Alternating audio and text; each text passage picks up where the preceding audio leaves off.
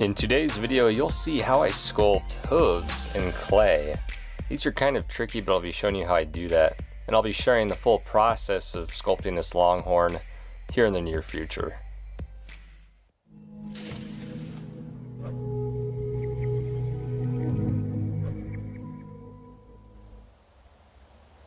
Hooves are really tricky to sculpt. Now I always start with a solid block of clay and kind of draw out the pattern of the hoof. So this clay, just so you know, is medium firm JMac classic clay. It's oil-based clay, and this clay is a lot tougher than that soft version of their clay. Now watch my video on the JMac clay if you haven't seen it yet. Also, at the end of the video, if you find this helpful or enjoy this video, please click that thumbs up button to give it a like. That helps me out a lot when you do that. And of course, subscribe, because I've got a lot more videos coming out here soon.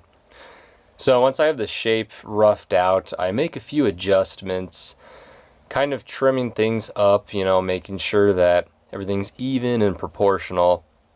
Now what's tricky about hooves is this is a hoof, which is the singular version, or way to pronounce that. It's actually two nails or two hard pieces that come out of the bottom of the foot. It looks like one pointy piece sometimes, especially if you look at like animal tracks, but it's actually two that kind of come out.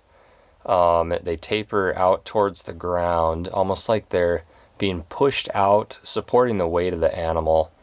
And they're really tricky because they have these strange curves, and they've kind of got like a hollow middle on the inside, and they also do taper towards the back as well. So they're just kind of funny shapes, and if you've never done these before, they are really difficult for most people.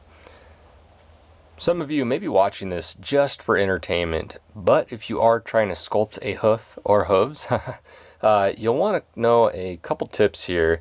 The two most important tips I would say is, number one, start with a solid block of clay, because you want the hoof to be flat on the bottom, and that's a little harder than you think. And you also want it to stay together, because those really are really thin pieces of clay there, the two parts that kind of come out of the bottom of the animal's foot.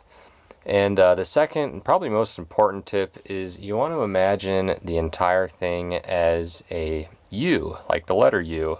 If you can imagine it as that sort of shape, at least on the bottom, that will help out tremendously, especially if you look at like animal tracks, you know. So study some animal tracks and what the actual hooves look like. I want to let you know too that I've been putting out some footage of this sculpture here. The longhorn has been quite a challenge. I have been up till 4 a.m. most nights. You know, getting up in the morning at a decent time, working during the day, and then being up late at night trying to produce this thing in time. So it's been quite a project. I will have a link to my website when it's finished in metal, so I'm really excited for that. But I will certainly be putting out a video discussing more of the process and you know, talking more about this longhorn and its inspiration, because it actually does have a specific name. It was someone's longhorn a long time ago, but I'll be talking more about that here in the near future. Now watch these final few clips here to see how everything came together with these hooves on the longhorn sculpture.